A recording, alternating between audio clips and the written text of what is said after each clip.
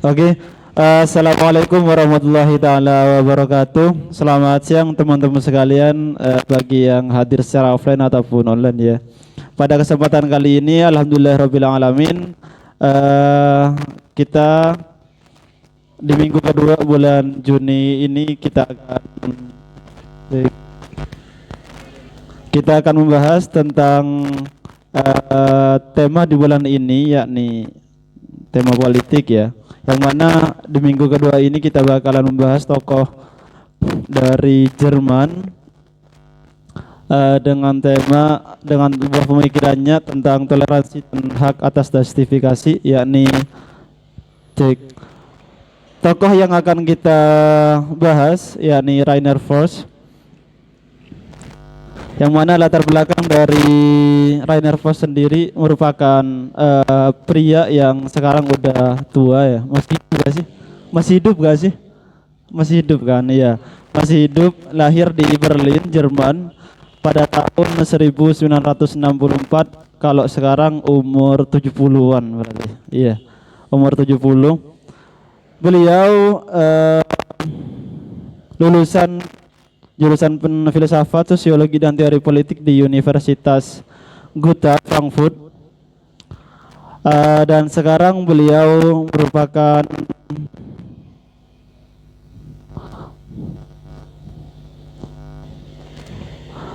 merupakan profesor di universitas tersebut juga. Beliau dikenal oke. Cek, oke. Frost dikenal sebagai tokoh yang aktif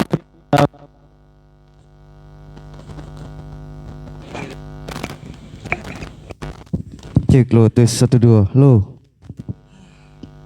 Cek lo tes 1 2. Cek lo tes 1 2. Cek lo tes 1 1 2.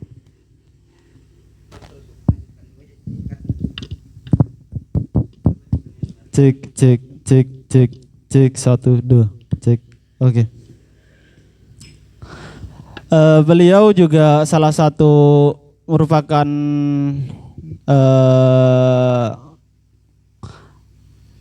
pengikut dari aliran Frankfurt juga yang terakhir ya. Bisa dibilang generasi terakhir dalam generasi Frankfurt, yang buah pemikirannya masih berlaku sampai sekarang, masih menjadi diskusi juga sampai sekarang. Begitu. Pemikiran Frost juga seringkali fokus pada masalah-masalah isu-isu sosial, politik, dan juga pemikirannya juga terkait dengan toleransi dan hak atas justifikasi. Ini dipengaruhi dari pada masa itu juga yang mana di Jerman itu sendiri mengalami perpecahan, baru mengalami penyatuan ya. Sebelum menjadi negara Jerman yang seutuhnya, itu dulu ada Jerman Barat dan Jerman Timur, yakni dikenal dengan reunifikasi pada tahun 1989.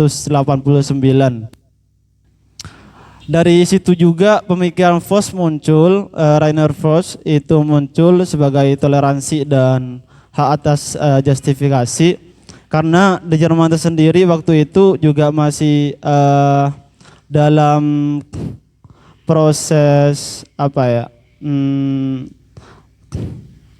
sosial, politik dan keberagaman masih menjadi persoalan waktu itu. Meskipun Jerman sendiri dari kedua belah pihak antara Jerman Barat dan Jerman Timur itu nyatu, persoalan-persoalan yang muncul terkait dengan keberagaman, terkait dengan perbedaan itu masih menjadi isu penting pada waktu itu, sehingga butuh pikiran-pikiran yang kemudian menyatukan itu. Dan Rainer Frost juga aktif pada diskusi-diskusi pada waktu itu.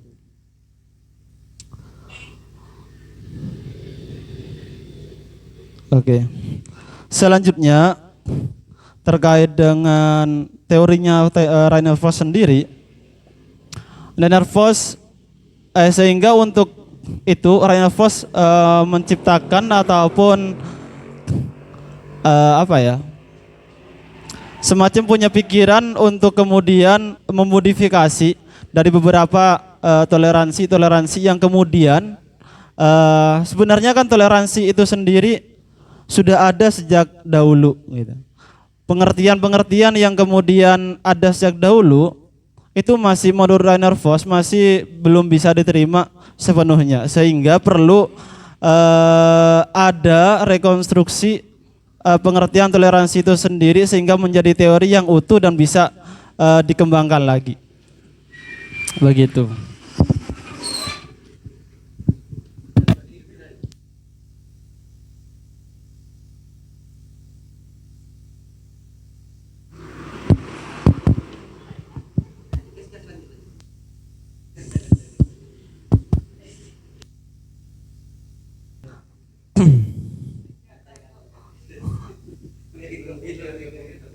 Oke.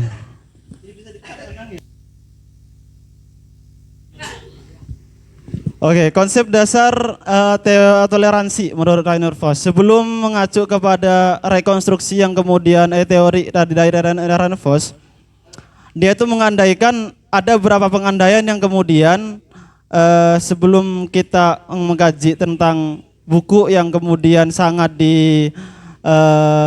terkenal ya dari Rainer Voss, yakni bukunya tentang toleration in conflict, past and present. Itu ada 4 pengandaian yang kemudian membangun satu teori tersebut. Pengandaian pertama yaitu toleransi berarti sikap atau pandangan yang selalu dihadirkan pada saat terjadi konflik. Jadi menurut latar belakang yang kemudian juga kalau pandangan saya ya membaca membaca Rainer Voss, saya juga membaca bagaimana latar belakang yang kemudian datangnya teori dari seorang tokoh tersebut. Dalam kondisi Jerman yang kemudian pada tahun 1989 tersebut yang masih terpecah belah dan masih menjadi satu, baru nyatu gitu kan. Itu merupakan hal yang kemudian lahir teori tersebut yang mengandaikan bahwasanya untuk pengandaian yang pertama bahwasanya toleransi berarti sikap ataupun pandangan yang selalu dihadirkan pada saat terjadi konflik.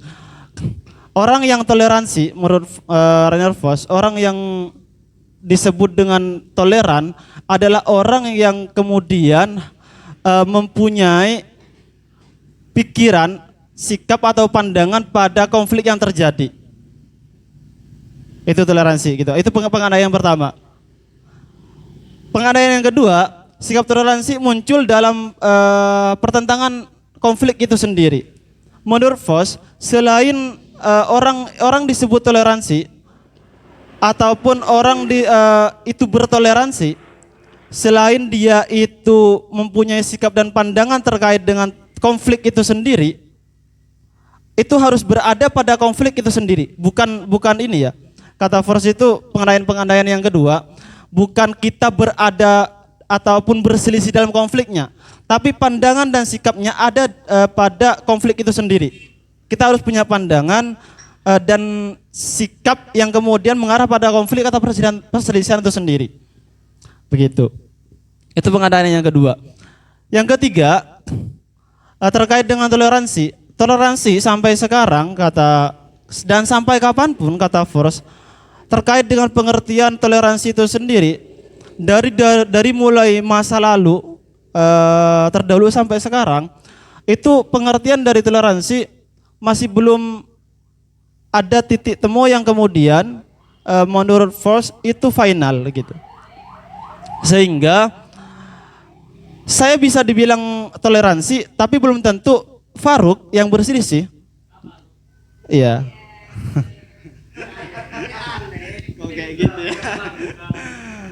Saya misalkan menurut saya gitu kan, ada semisal satu persoalan yang kemudian saya perlu selesaikan gitu kan. Misalkan keberagaman perbedaan antara ormas gitu kan. Misal gitu kan. Antara yang paling ini biasanya kalau di Madura antara Muhammadiyah dan NU gitu kan. Itu dulu sih, sekarang udah mulai damai gitu kan. Bukan mulai damai, udah damai ya kan. Itu dulu gitu kan. Sangat apa ya, misalkan kalau ada perselisih di antara itu gitu. Jadi untuk pengandaian yang pertama, kita harus tahu sendiri menurut Force, orang yang toleransi harus tahu di antara keduanya. Ormas A ataupun ormas B ini kayak gimana, latar belakangnya kayak gimana dan semacamnya. Itu yang pengandaian yang pertama. Yang kedua, sikap yang kedua, pengandaian yang kedua, kita harus hadir di dalamnya, di dalam konflik itu sendiri. Apa permasalahan yang kemudian ada dalam perselisihan tersebut? Itu yang kedua. Dan yang ketiga, ketika sudah kita menemukan bahwasanya kita tahu di posisi mana kita harus mengambil, gitu kan? Kita di posisi mana kita harus mengambil sikap. Nah, orang itu bisa disebut toleransi. Namun perselisihan yang muncul di poin ketiga ini, bahwasanya kontroversi pengertian dari toleransi, kenapa menurut Force belum selesai, itu saya dibilang toleransi, hanya saja orang bisa jadi menganggap saya itu tidak toleransi. Saya menghargai bahwasanya A ini benar di ormas A gitu kan, B ini benar di ormas B gitu kan. Karena saya misalkan ormasnya A gitu kan, saya tidak memihak keduanya, cuma saya paham di antara keduanya gitu. Itu ya. Nah, sikap yang kemudian saya ambil bisa jadi tidak cocok dengan A karena merasa dirugikan. Itu yang kemudian menurut Force perlu ada bangunan yang kemudian toleransi ini harus punya konstruksi bangunan teori tersendiri gitu. Dan pengandaian yang ketiga, konsepsi dari toleransi.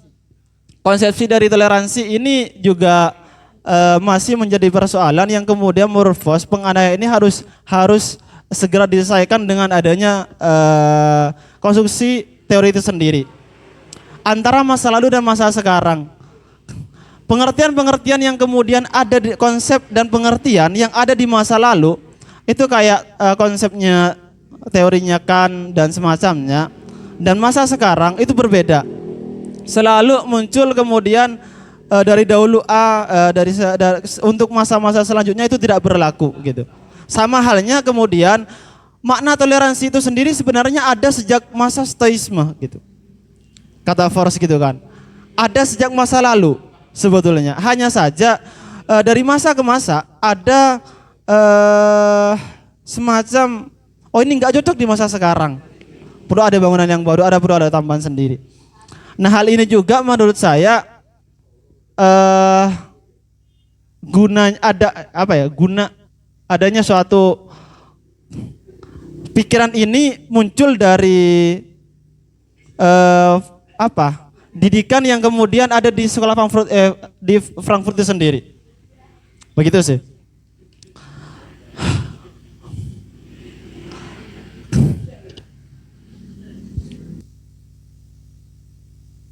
Begitu.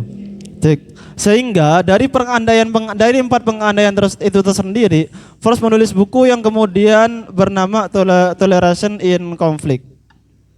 Dalam buku tersebut ada 2 bagian yang kemudian dirangkum ya. Yang pertama itu diskursus sejarah dari toleransi itu sendiri, dan yang kedua itu dari konstruksi teori toleransi itu sendiri. Semula yang pertama menurut Force.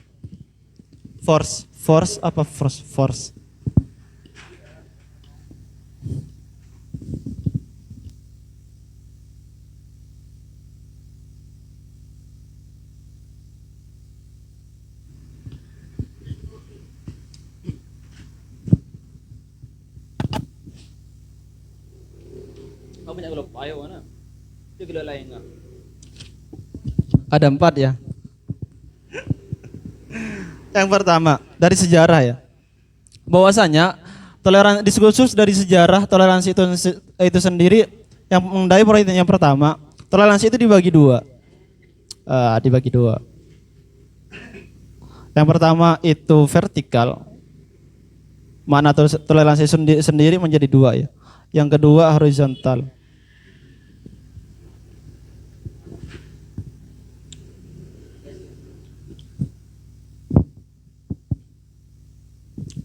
Dari sejarah ya. Coba kan.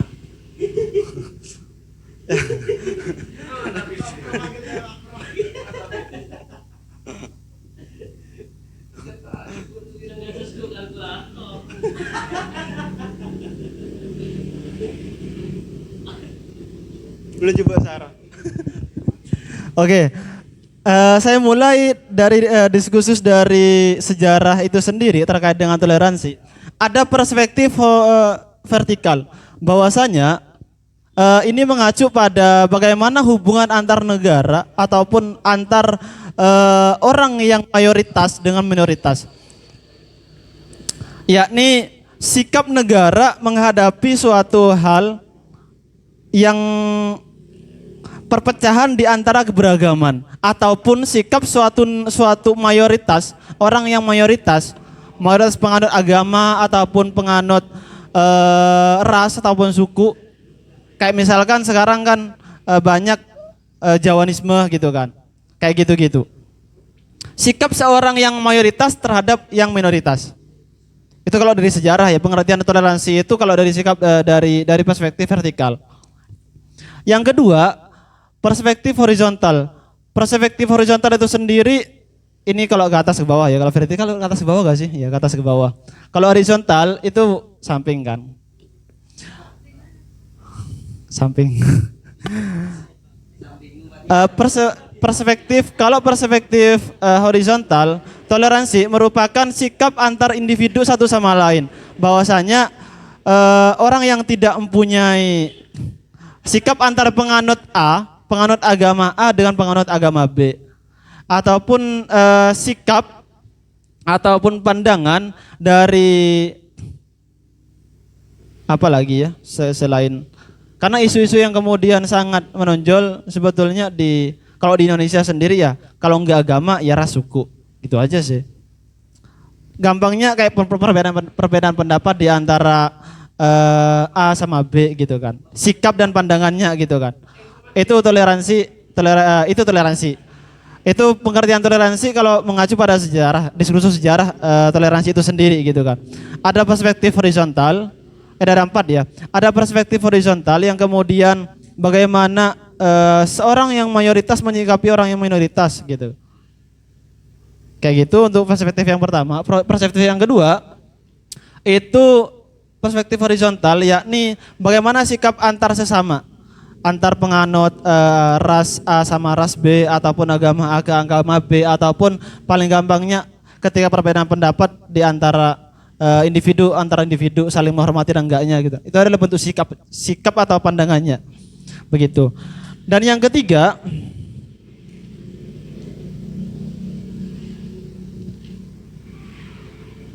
itu kalau dari sejarah ya. Udah.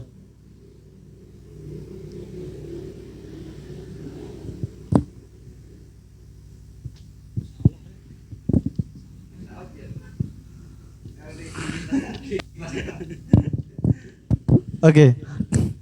Itu ya, konsepsi tentang toleransi dalam sejarah. Dan yang ketiga, itu pewujud, sehingga dari perspektif itu sendiri kemudian bakalan muncul yang namanya norma ataupun etika yang berbentuk kebijakan dari negara sendiri. Jadi kalau kita mengacu pada hukum misalkan ya, hukum terbentuknya suatu hukum itu kan negara memandang suatu kasus ataupun perselisihan di antara rakyatnya gitu kan. Kemudian itu bakalan membentuk suatu hukum yang kemudian itu tidak berat sebelah. Kalau dari sejarah ya, yang pertama biasanya kan konsepsi tentang toleransi dalam sejarah, yang pertama itu adalah konteks hubungan. Belum ya?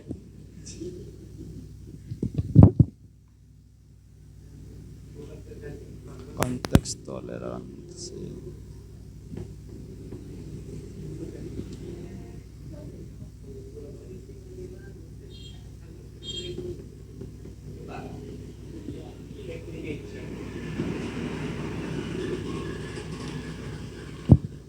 Oke. Sekarang itu tentang konsepsi, konteksnya.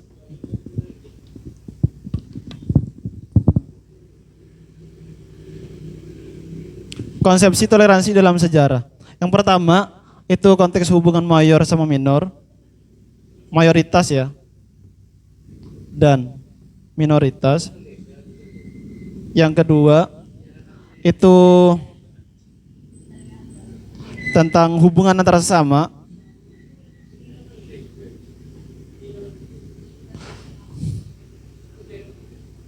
Konsepsinya ya. Konsepsi yang kemudian terbangun dari sejarah tentang toleransi itu sendiri. Yang pertama adalah hubungan mayoritas dan minoritas yang saya sebut tadi, bahwasanya yang punya kekuasaan dengan yang mayoritas ini bukan cuma bentuk kuantiti ya, tapi mayoritas dalam pengambilan sikap ataupun power ya. Mayoritas di kekuatannya, bukan cuma di kuantitinya aja. Gitu. Hubungan antara mayoritas dan minoritas. Yang kedua, hubungan antar sesama. Saya sudah sebutkan tadi, sehingga muncul satu norma. Boleh juga Sarah karena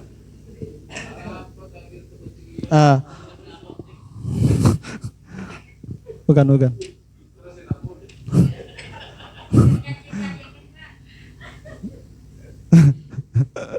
Perwujudan dari norma itu sendiri.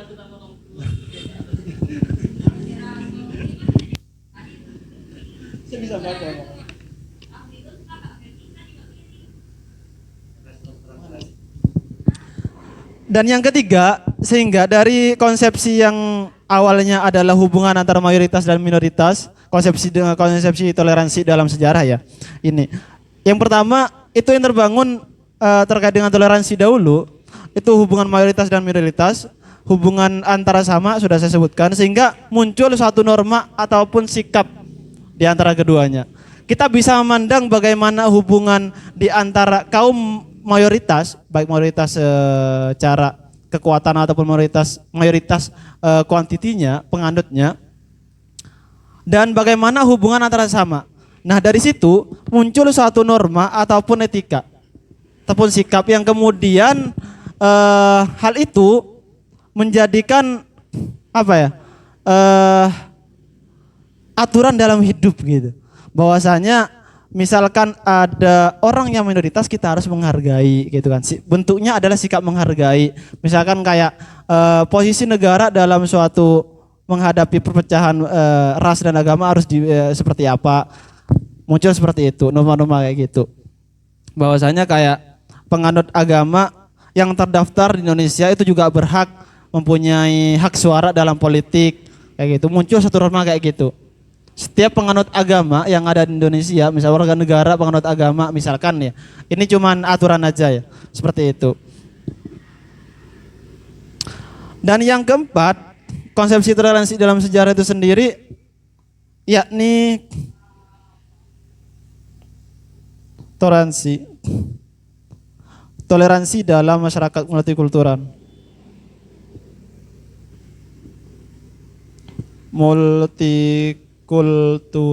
Yakni multikulturalisme. Toleransi dalam masyarakat multikultural itu sendiri menurut Frost adalah suatu bentuk sikap dari ketika sudah ada ketiga-tiganya.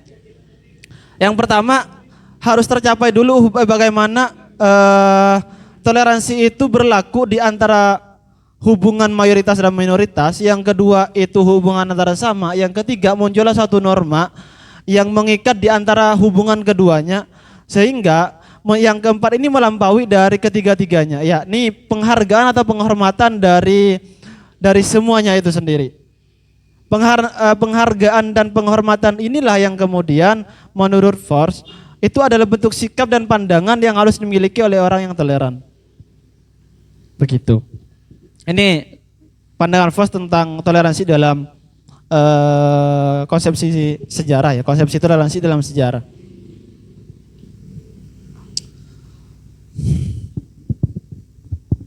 Selanjutnya adalah konstruksi dari sejarah itu tersebut. Konstruksi teori. Sehingga dari konsepsi sejarah itu sendiri, Frost mempunyai konstruksi teori yang kemudian menurut Frost itu cocok untuk di masanya gitu. Menurut Frost itu cocok terkait dengan teori toleransi sendiri. Bahwasanya yang pertama, karena poinnya itu adalah berbentuk sikap, bahwasanya toleransi itu kata force itu sikap, sikap, pandangan, atau apa tadi juga ya? Iya. Sedangkan konstruksi teori toleransi itu sendiri menurut Voss yang pertama, orang yang toleran harus mengidentifikasi terkait dengan etis,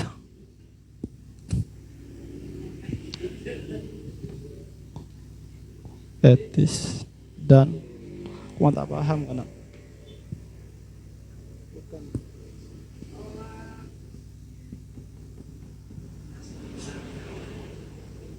aduh, etnis, toleransi, identifikasi toleransi sebagai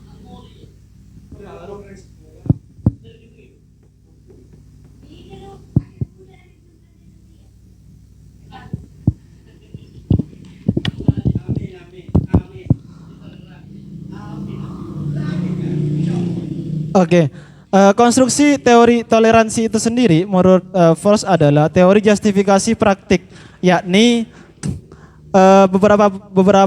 berupa prinsip-prinsip yang berbentuk reaksi praktis katanya. Yang pertama adalah identifikasi dari toleransi itu sendiri sebagai nilai etnis dan norma. Yang kedua itu implikasi. Aduh ya Allah. Baca cobaan ngana?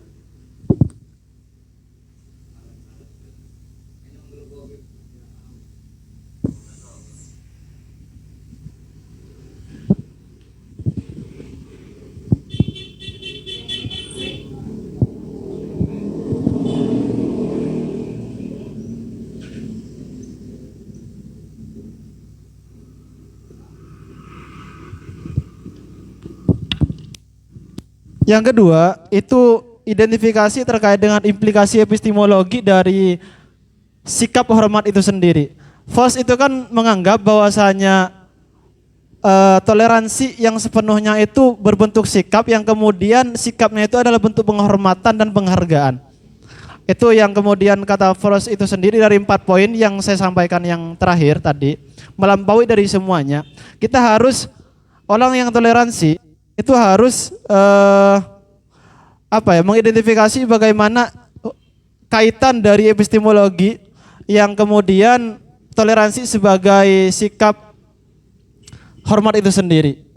Dan yang ketiga,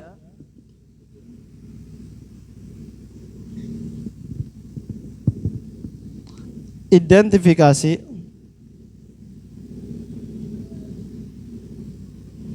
toleransi sebagai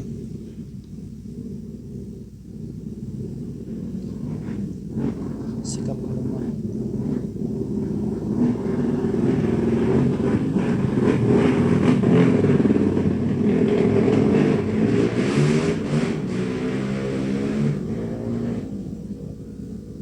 Setelah menemukan bahwasanya ada kaitan epistemologi dari toleransi sebagai sikap hormat, itu kita harus mengidentifikasi sikap hormat itu sendiri sebagai karakter utama manusia. Bahwasanya di antara kita mempunyai perbedaan baik itu keyakinan, agama ataupun sikap, sehingga sikap hormat antara satu sama lain ataupun di antara mayoritas dan minoritas itu kita harus identifikasi. Bahwasanya sikap hormat itu menjadi karakter utama di semua individu yang baik itu hubungannya dengan antara individu yang lain ataupun dengan individu sebagai penganut salah satu etnis, agama dan semacamnya terhadap etnis yang lain ataupun penganut agama yang lain. Gitu. Dan yang keempat baru adalah identifikasi untuk menguji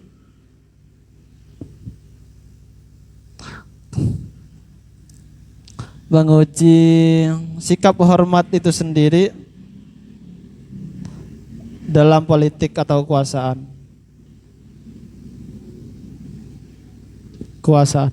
Dan yang ini ketika sudah kita mulai mengidentifikasi sikap multikulturalisme yang berupa sikap penghormatan ataupun penghargaan itu sendiri secara individu, itu bisa berlaku juga di dalam politik ataupun kekuasaan. Begitu kata Force.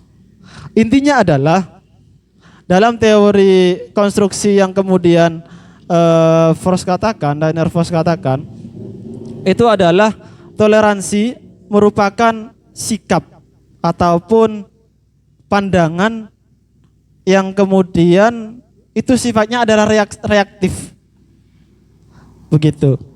Nah, sebelum mempunyai sikap atau pandangan itu sendiri, kita harus mengetahui hubungan di antara keduanya, baik itu secara vertikal ataupun horizontal.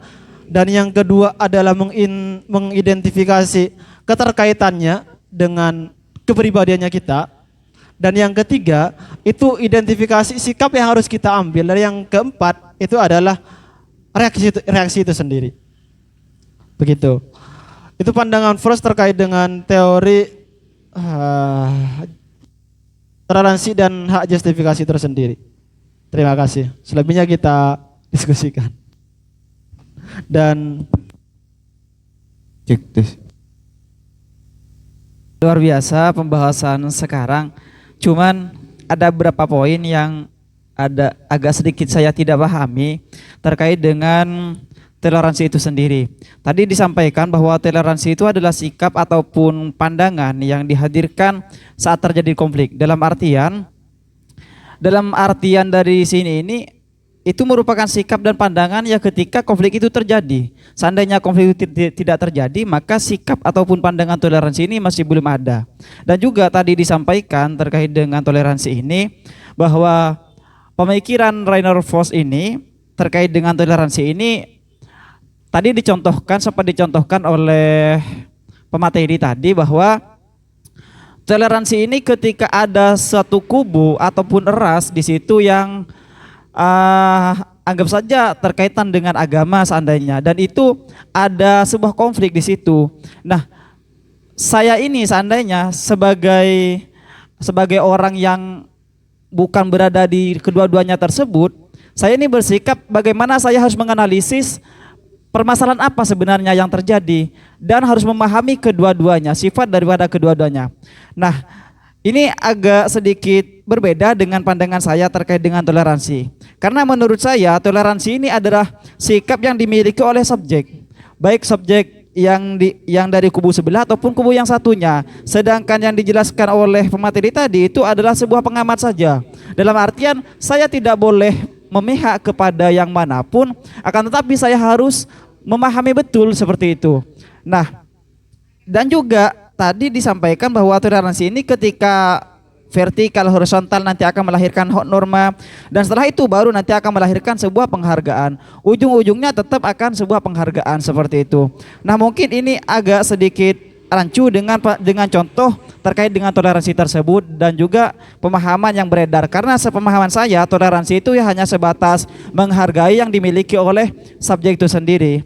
Nah, dan juga pemateri mungkin dijelaskan juga terkait dengan Rainer Voss ini, timbulnya teori-teori Rainer Voss ini seperti apa, disebabkan ada apa, sejarah apa yang melatar belakangi timbulnya teori Rainer Voss terkait dengan toleransi dan hak atas justifikasi, seperti itu mungkin. Terima kasih. Cek. Oke, saya tanggapi yang terakhir dulu ya, terkait dengan lahirnya suatu teori konstruksi teori toleransi itu sendiri dari Rainer Voss. Itu sudah saya sampaikan di awal.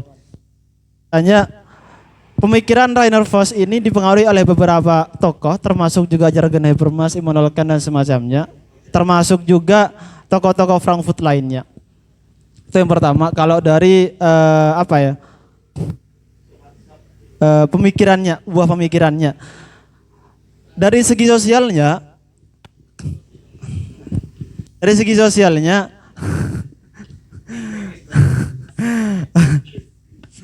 itu waktu itu Rainer Voss juga ikut andil dalam permasalahan-permasalahan yang kemudian muncul di Jerman itu sendiri. Pada tahun 1989 Itu Jerman baru nyatu di antara dulu ada perpecahan setelah Perang Dingin, itu ada Jerman Barat, ada Jerman Timur ya. Itu setelah Perang Dingin menyatu lagi menjadi Jerman yang sekarang gitu. Nah, dari penyatuan itu sendiri itu masih ada berbagai macam konflik, yakni adanya beragam etnis, suku dan semacamnya, sehingga itu menjadi isu sosial yang sangat perlu untuk diatasi. Itulah juga yang kemudian munculnya satu teori. Itu yang pertama. Yang terakhir ya tadi. Nah, terkait dengan toleransi itu sendiri, apakah harus muncul di saat konflik? Enggak gitu kan. Karena toleransi itu sendiri adalah apa ya? Apakah sikap toleransi itu muncul saat konflik aja? Bentuk sikapnya mungkin iya, cuman pandangannya enggak gitu. Bentuk sikapnya iya. Saya harus bersikap saat misalkan ada konflik gitu kan. Tapi secara pandangan saya harus punya sikap pandangan yang toleran gitu. Itulah yang disebut dengan toleransi itu sendiri. Makanya tadi kalau dari konteks sejarah, konsepsi sejarah tentang toleransi, itu kita harus memahami bahwasanya ada hubungan mayoritas dan minoritas gitu kan, hubungan antara individu sehingga membentuk satu norma dan etika ataupun nilai-nilai norma itu sendiri. Bukan nilai norma itu sendiri ya yang kemudian menjadi toleransi gitu kan. Itu adalah norma itu sendiri terbentuk karena adanya suatu konflik ataupun hubungan di antara mayoritas minoritas dan antara individu. Begitu, sehingga bentuk penghargaan itulah yang kemudian bentuknya adalah sikap. Paham gak sih? Itu. Nah, kenapa kok itu tadi dibilang bahwasanya bentuk penghargaan gitu kan? Kata Rainer Voss. Karena menurut Rainer Voss, sikap toleransi ini adalah apa ya? Bukan hanya berbentuk, bukan nilai dari toleransi itu sendiri, tapi sikapnya itu yang diperluin. Gimana sih ya? Ya begitulah. Jadi kalau tadi pertanyaannya adalah apakah toleransi pertama ya? Apakah toleransi itu harus selalu muncul saat terjadi konflik? Enggak gitu kan? Karena toleransi itu adalah sikap atau pandangan. Ketika ada konflik kita harus bersikap, tapi misalkan nggak ada konflik yang kemudian perlu kita sikapi, kita harus toleran, ya berbentuknya pandangan. Sikap toleran itu apakah dia sebagai pengaman atau sebagai pelaku itu sendiri? Itu ada di awal ya, bahwasanya pengandaiannya pertama, toleransi sebagai sikap, yang kedua toleransi sebagai sikap yang kemudian bentuknya itu ada reaksi dari orang tersebut. Bagaimana orang itu melihat konflik atau misalkan mereka itu toleransi, orang toleran itu tidak harus berada pada konflik itu sendiri, berselisih, ataupun orang yang saat berselisih. Begitu. Makanya di sini Rainer Voss menekankan bentuk penghormatan dan penghargaan adalah suatu hal yang melampaui dari ketiganya itu tersendiri gitu. Kata Rainer Voss. Dari ketiga konsep yang dari keempat konsep, melampaui dari ketiganya adalah bentuk sikap penghargaan dan penghormatan itu sendiri. Terus ya. Cek tes 1 2. Iya, oke. Sebenarnya banyak sekali celah yang mungkin bisa menjadi bahan diskusi pada kesempatan kali ini mengenai toleransi dari Rainer Voss. Gini, sebenarnya ujung pertanyaan saya ini kesimpulannya gini, sikap seperti apa detailnya gitu. Tapi cuman sebelum itu saya punya latar belakang kenapa saya ingin menanyakan itu gitu. Gini, sebenarnya banyak sekali bahasa-bahasa sikap dan penghargaan untuk menghargai sebuah perbedaan. Nah, kalau bahasanya Gus Dur itu pluralisme gitu dan pluralitas. Nah, moderasi. Nah, sebenarnya gini. Pertanyaan yang pertama itu saya ingin tanyakan seperti apa sikapnya. Yang kedua, apa bedanya toleransi, bukan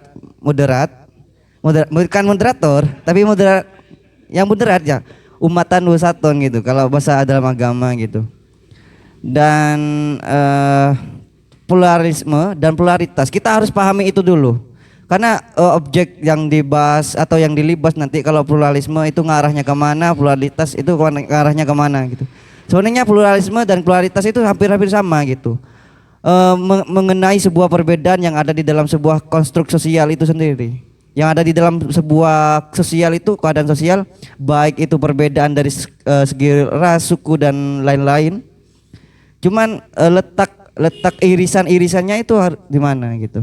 Nah, ini pertanyaannya untuk semuanya ya, bukan ke pemateri saja. Biasanya yang menjadi pengamat baca-baca sosial itu Kak Banu sih. Jadi saya ngetek langsung, mention langsung Kak Banu gitu. Jadi kita sebenarnya ini pertanyaan maba sih sebenarnya ya. Karena tadi ada senior baru Banu apa bahasa?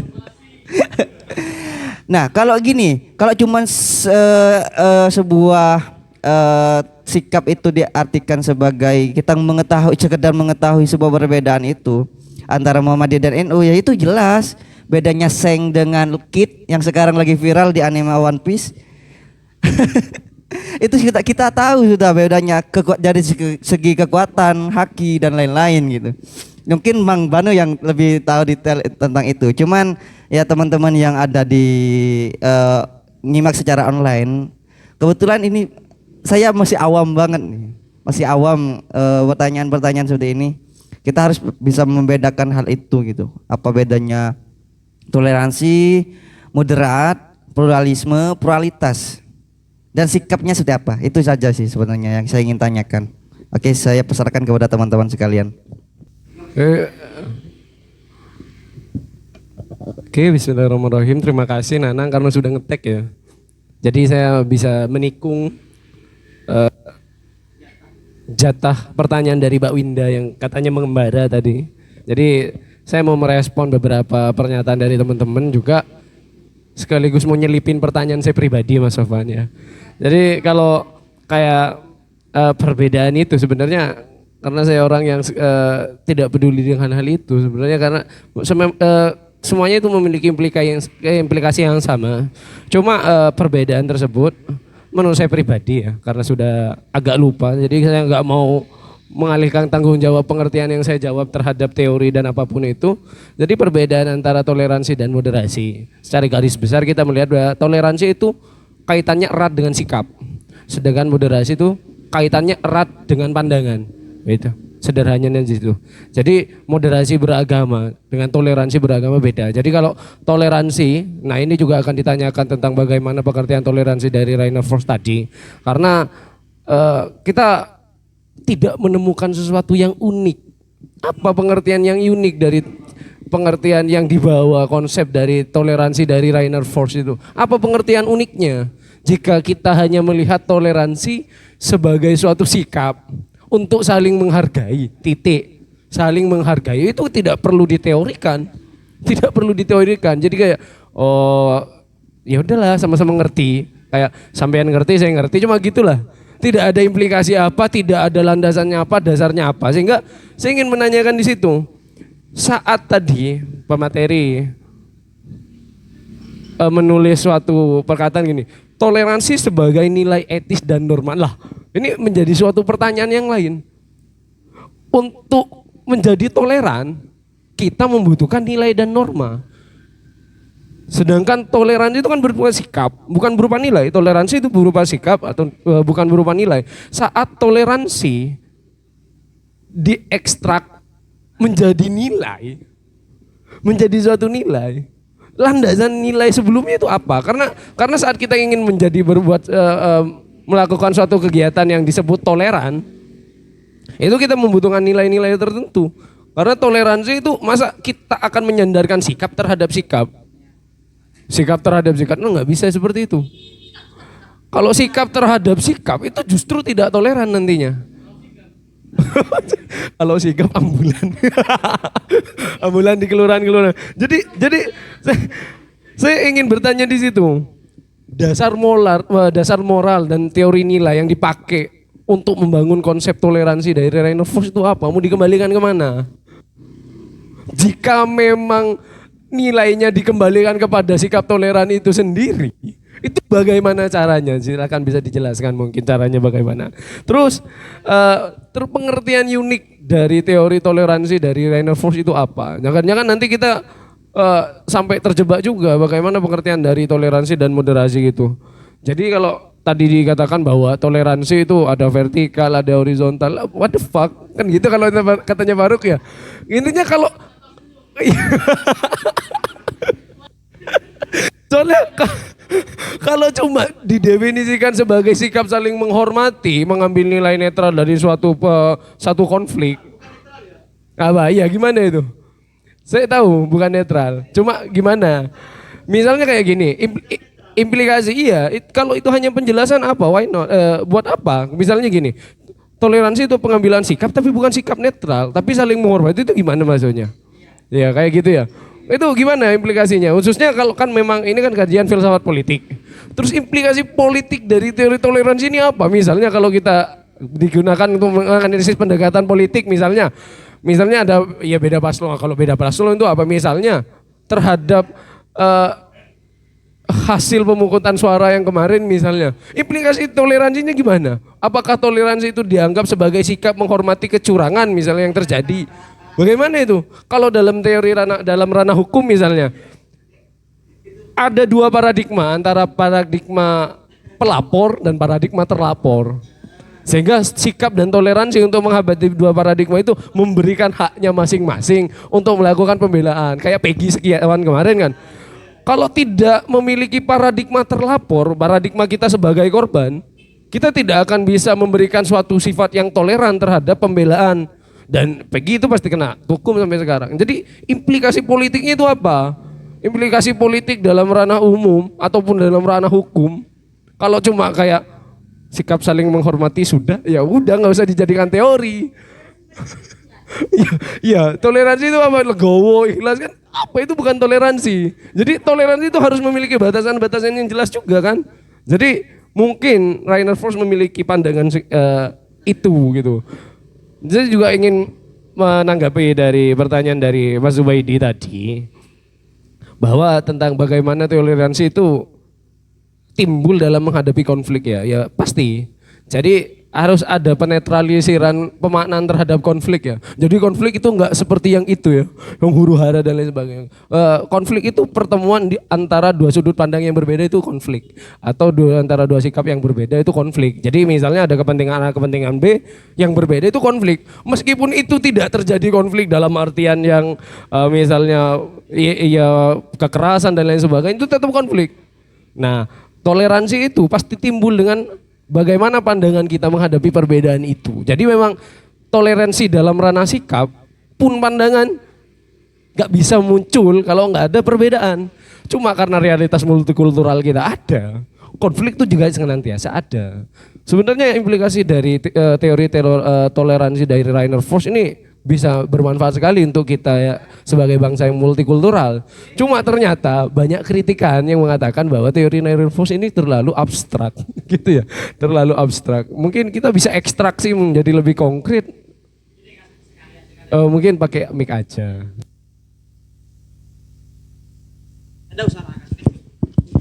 Ini, soalnya kan ini bertentangan dengan pemikiran saya dari dulu terkait dengan toleransi ini.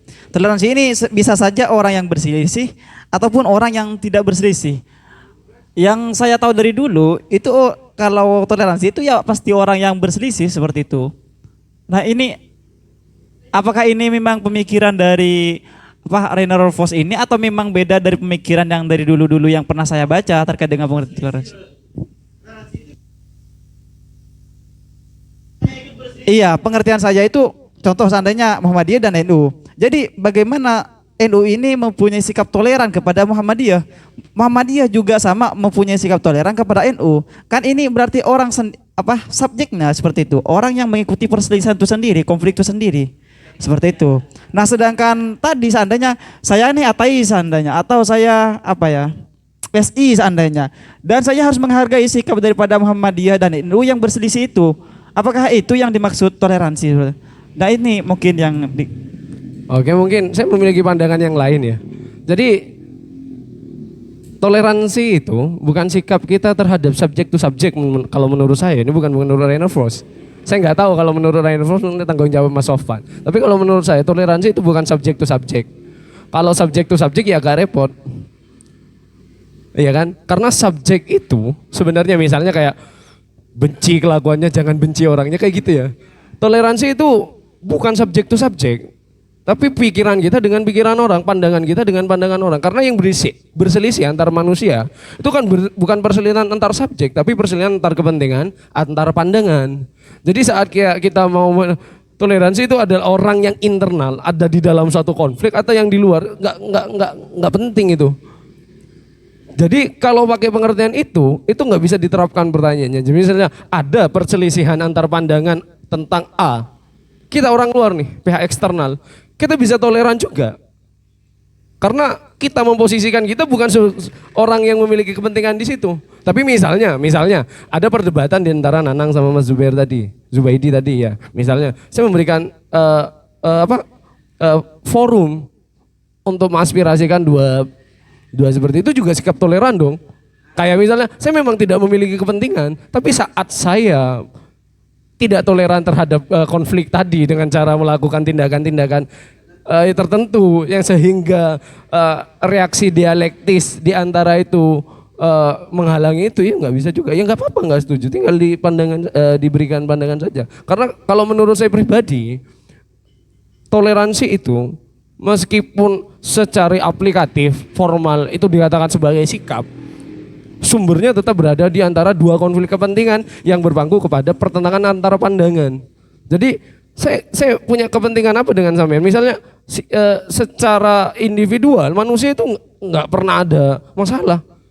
Yang bermasalah di antara manusia dengan manusia lain itu adalah pandangan-pandangannya, sikap-sikapnya, dan kepentingan-kepentingannya. Sehingga konflik itu bukan konflik antar manusia, tapi konflik antar kepentingan. Saat konflik yang terjadi itu terjadi karena konflik antar kepentingan dan pandangan, dan kita sandarkan basis konflik itu terhadap subjek to subjek, ada masalah di situ. Loncat aja gitu. Makanya kalau di dalam konsepsi itu kan kita sudah tahu juga itu, jangan benci orangnya, benci anunya, jangan ini orang. Karena memang yang menjadi akar dari konflik itu adalah pandangan. Dan misalnya kalau isu LGBT, misalnya isu LGBT, sampean pro, Mas Nenang kontra. Saya pro apa kontra? Saya pro sama sampean apa pro sama Mas Nanang? Enggak, saya enggak pro sama Mas Nanang. Saya pro dengan pandangan Mas Nanang. Sehingga secara tidak langsung saya diserap untuk menjadi bagian dari Mas Nanang. Meskipun dalam praktiknya yang berdebat sama Mas Nanang. Atau Ustaz Felix gitu, yang kemarin Ustaz Felix sama siapa yang cewek yang tentang, saya tidak di antara itu. Cuma pandangan saya lebih pro terhadap pandangan si A atau si B, seperti itu. Jadi saat kita menyandarkan itu secara subjektif, justru menjadi sesuatu yang kurang relevan menurut saya pribadi. Ini lagi dari apa yang disampaikan dari kedua belah pihak, sih, dari respon antara Bang Pono dengan Mas Subaidi barusan, saya ingin mention ke Mbak Winda ya. Iya, ya gini, soalnya Mbak Winda di sini cewek paling cantik ya, karena cowok semua. Gini,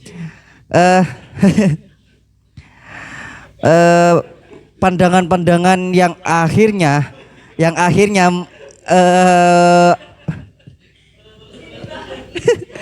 bentar.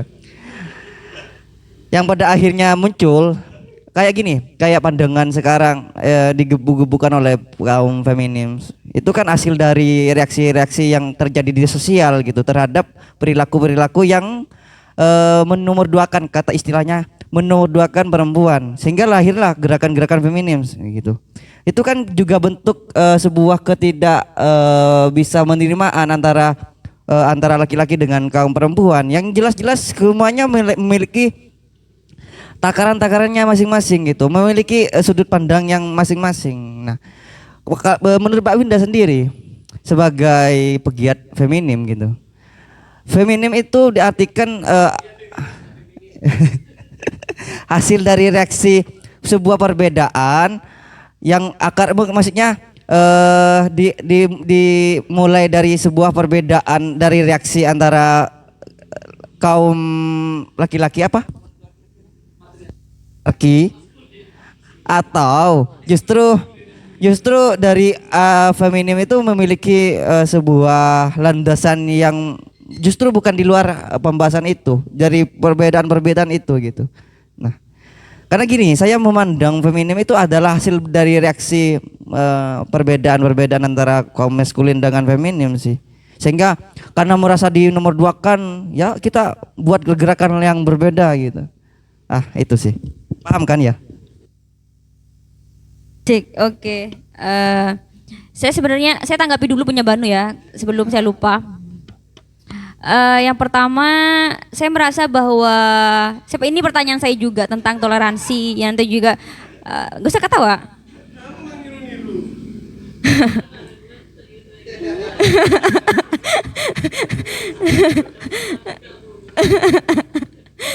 Tentang toleransi, makanya saya tadi kurang begitu paham sebenarnya, entah karena runner first atau karena pemantiknya.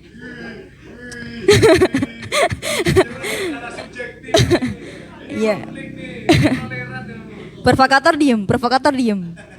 Jadi saya merasa bahwa toleransi sejak awal agak rancu sebenarnya. Sama ketika saya merasa bahwa konsep moderasi beragama cukup rancu juga. Tidak jelas mau dibawa kemana. Diam dulu. Belum dijawab. Iya, jadi konsep toleransi itu rancu dan tambah rancu ketika dia tadi disinggungkan dengan norma dan nilai-nilai tadi gitu kan. Karena begini, saya ingat kemudian dengan kata-kata Immanuel Kant atau pemikirannya Immanuel Kant tentang bagaimana arah tentang etika dan nilai itu atau norma itu berkaitan dengan kebenaran gitu kan, tentang benar dan salah dan lain sebagainya. Cuman kita tahu bahwa toleransi itu muncul ketika dua hal yang berbeda itu dibenturkan atau terbenturlah gitu kan. Nah, ketika dia dibawa kepada satu aspek yang kita harus menghargai, menghormati, itu justru bertolak belakang tentang bagaimana nilai etis atau norma itu sebenarnya dibentuk gitu. Sama seperti misalnya dulu ketika John Locke atau misalnya ketika negara dibentuk dan lain sebagainya, itu kan karena menganggap bahwa ada suatu konflik dan dianggap bahwa hal itu relevan. Satu hal yang relevan dan itu diambil dari kedua belah pihak dan dianggap itu sesuatu yang benar gitu kan. Hah? Diam aja dulu, belum ada mic-nya. Nanti aja. Iya kan? Jadi ketika dia kemudian lahir dari dua hal kemudian ditarik kepada nilai dan norma, kemudian saya bertanya nilai yang norma yang seperti apa, bagaimana dia akan melihat sebuah kebenaran gitu kan. Sama ketika kita melihat dua hal tentang misalnya kemarin tentang nikah Daud dan lain sebagainya, itu kan dua hal, dua pandangan. Apakah toleransi bisa mengambil peran di situ? Di mana ambang batas toleransi ini gitu kan? Apakah dia masuk kepada hal-hal yang berkaitan dengan benar dan salah atau dengan hal-hal yang hanya berkaitan dengan baik dan buruk? Maksudnya begini, jika satu hal itu sifatnya ini benar, saya tentang polaritas dan pluralisme. Ada yang tidak setuju dengan pluralisme karena dianggap ketika saya menghormati, menghargai itu dan saya percaya, maka saya membenarkan agama mereka misalnya. Itu kan konsep yang rancu. Di mana letak toleransi itu? Dia bergerak di ranah mana? Ruang lingkupnya di mana? Benar salah atau baik dan buruk? Gitu. Zoe nggak hadir kan? Siapa suruh nggak hadir? Hadir. Nggak dengerin berarti. Itu. Terus yang kedua, saya tidak setuju ketika disebut bahwa orang yang mengambil jarak dari dua konflik itu bisa masuk ke ranah toleran gitu kan. Saya rasa enggak. Toleransi itu ketika kita berada di insider. Kita sebagai insider. Dalam arti misalnya kenapa dalam konflik tentang kunut saja itu yang harus bertoleransi adalah hal-hal yang orang yang berbeda pandangan, berarti dia termasuk dalam insider. Jika orang yang tidak sholat tidak perlu, atau orang-orang yang misalnya tidak berkaitan dengan hal itu. Iya deh. Bentar dulu, itu kan itu kata sambung. Itu kata sambung, belum jelas objeknya belum jelas kan. Jadi orang-orang yang atau toleransi itu hanya kepada subjek-subjek yang berkaitan atau yang berada dalam insider atau terlibat dalam suatu konflik. Jadi ketika bicara tentang outsider nggak jelas, maksudnya tidak ada kaitannya dengan toleransi ini, gitu kan? Karena apa? Karena dia tidak berada dalam satu pandangan yang berbeda atau berada satu pandangan yang objek entah subjek atau objek, gitu kan? Saya rasa begitu. Bentar, saya jawab dulu punya Nanang, sabar. Yang mana? Oh contoh, saya kan tadi ngambil contoh tentang masalah kunut misalnya kan, Ya, tentang gini, bagaimana orang yang saya tadi berbeda. jelasinnya itu nggak loncat-loncat. Kenapa saya nggak setuju dengan subjek to subjek sehingga toleransi itu dari ranah insider? Saya nggak setuju kan. Saya ngasih contoh tadi bahwa memang kan sistematis nih bahwa toleransi itu kenapa nggak harus person to person, subject to subject sehingga konsepsi insider atau outsider dalam toleransi itu tidak relevan karena toleransi itu bukan pertentangan antar subjek tapi pertentangan antar pandangan. Misalnya sampean ambil contoh kunut tadi antara NU dan Muhammadiyah misalnya. Saya ini orang luar, misalnya orang LDII. Dia memiliki kesamaan pandangan misalnya dengan kunut, dengan Muhammadiyah. Dia bukan insider, tetapi memiliki pandangan. Insider. Itu paradoks dong. Bentar. Iya betul. Kalau konsekuensi logisnya kalau sampai mengatakan itu insider, berarti toleransi itu bukan subjek to subjek. Insider yang seperti apa? Segini. Dulu? Insider itu orang yang misalkan begini. Ada dua konflik bentar dulu. Ada tadi kamu bilang bahwa itu pandangan konsep tentang kunut ya kan? Itu kan, itu dulu. NU dan mau bilang itu bukan person to person, itu soal pandangan. Berarti pandangan. Ketika LDI dia setuju dengan pandangan ini, berarti soal pandangan. Dia insider bukan outsider. Person to person, sampai terlalu mendefinisikan subjektif. Gini, person to person itu bisa juga diimplikasikan antar kelompok. Ya, yang dikatakan tidak termasuk insider di sana. Konflik ini NU sama Muhammadiyah. Orang luar, pihak ketiga atau bank sebagai pihak ketiga gitu ya. Kalau dalam pihak ketiga nih, ada pihak ketiga memiliki pandangan yang sama. Otomatis secara tidak langsung itu terserap sehingga saat disandarkan kepada ranah insider dan outsider atau toleransi hanya dipangkutangankan kepada pihak antar subjek yang bertentangan. Jadi toleransi itu sikap yang harus dilakukan oleh insider. Orang outsider nggak bisa juga karena sumbu dari toleransi itu adalah konflik pertentangan antar pandangan. Jadi pandangan dengan pandangan bukan subjek to subjek. Enggak, butuh pembenaran sampean. Benar ini koma bukan titik. Enggak, benar, jadi seperti itu. Jadi kenapa itu tidak misalnya dalam pemerintah? Saat pemerintah menghapuskan dialektika narasi publik tentang secara otomatis pemerintah tidak toleran dan pemerintah itu pihak ketiga. Gini, jadi toleransi itu implikasinya tidak harus di antara dua pihak yang bertentangan. Pihak outsider pun bisa dikatakan tidak toleran saat menghapus bagaimana biasanya dialektika secara umum misalnya untuk melakukan kegiatan toleransi itu dihalangi. Itu juga bisa dikatakan tidak toleran sehingga asas dasar dari toleransi ini bukan pemikiran Rainer Force-nya. Ini kritik saya tentang pengertian toleransi yang diimplikasikan hanya kepada hal-hal yang bersifat subjektif, person to person sehingga ada narasi insider dan outsider. Saya mengkritik ini. Insider outsider enggak seperti itu toleransi sifatnya. Toleransi itu daya magnet. Misalnya kayak peperangan antar dua negara. Jadi kalau ingin damai di antara keduanya itu harus terjadi kesepakatan gencatan senjata. Lu tidak bisa sedemikian. Harus ada peran dari negara lain juga. Negara lain saat membiarkan atau negara lain saat menghalang itu juga berimplikasi. Jadi narasi toleransi itu harus dikaitkan kepada insider dan outsider itu tidak relevan. Dan itu memang pandangan umum. Kalau sampai memiliki pandangan umum juga ya nggak masalah. Hanya ini pandangan yang menolak bagaimana insider toleransi itu hanya bisa dilakukan insider itu sangat kaku dan sangat tidak relevan dan hal itu bertentangan dengan fakta yang ada. It's my turn. Oke, thank you. Jadi begini, saya sebenarnya tadi saya merasa bahwa ada paradoks gitu kata-kata Banu tadi bilang bahwa Bentar, karena tadi kan dia mengatakan bahwa pandangan bukan tentang person to person kan. Tapi berarti ketika orang itu mengambil pandangan setuju, berarti dia insider. Saya nggak memahami insider bahwa dia memiliki pandangan yang sama. Jadi konflik NU Muhammadiyah tentang kuno itu bukan tentang konsep. Nah, baru kalau misalkan kita bicara sikap, itu sikap. Berarti ketika kita diem dulu. Baru ketika kita bicara sikap, berarti ada orang yang tidak mengambil sikap, itu disebut dengan netral. Tapi kalau pandangan ketika dia masih setuju, dia masih insider. Kenapa? Karena dia sefrekuensi dan sepemahaman. Itu. Nah, sekarang saya ingin ya suka-suka saya dong, suka kepentingan saya dulu. Jadi saya akan tadi tentang feminis ya. Memang feminisme agak rancu karena memang kelahiran feminis yang muncul dengan berbagai macam aliran itu memang salah satu bentuk toleransi yang itu toleransi juga. Saya tidak mau mendengar orang-orang yang tidak pakai mic.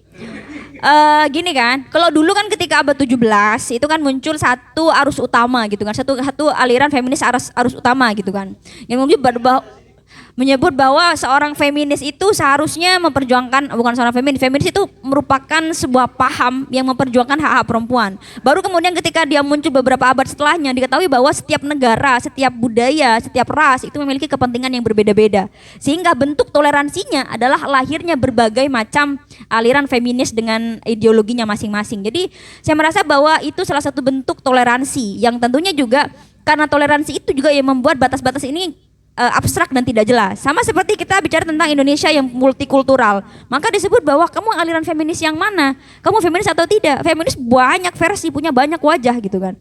Maka yang bentuk toleransinya adalah ketika kita menyadari bahwa keberagaman ini adalah sebuah bentuk toleransi. Itu sih. Ya, karena saya sebut tadi bahwa jadi distraksi nih. Jadi itu sih. Jadi makanya tidak bisa kita mengklaim bahwa sama seperti kita bicara tentang tidak ada suatu negara Islam pun yang mengklaim bahwa negara itu paling Islam gitu kan. Karena apa? Karena Islam punya banyak wajah dan berkaitan itu berkaitan dengan berakulturasi dengan berbagai macam budaya. Sama seperti feminis, karena dia muncul dan dia tidak hampa budaya, dia berakulturasi dengan budaya masing-masing negara dan berkaitan erat dengan kepentingan masing-masing perempuan dalam suatu wilayah, makanya dia lahir dengan berbagai macam wajah. Itu adalah satu bentuk toleransi. Maka ketika dia ditarik ke arus utama, itu yang bentuk tidak toleran karena tidak mengakomodasi berbagai macam kepentingan perempuan di berbagai daerah. Itu sih yang saya rasa kenapa kerancuan itu barangkali adalah salah satu bentuk arus-arus yang dibawa oleh Frankfurt, dibawa oleh postmodernis, termasuk mungkin kerancuan toleransi juga salah satu bentuk ketika dia berusaha menarik garis toleransi ke ranah yang dari arus utama menjadi hal-hal yang seolah-olah bisa diambil semua orang gitu. Itu sih. Tadi pertanyaanku dicatat kan?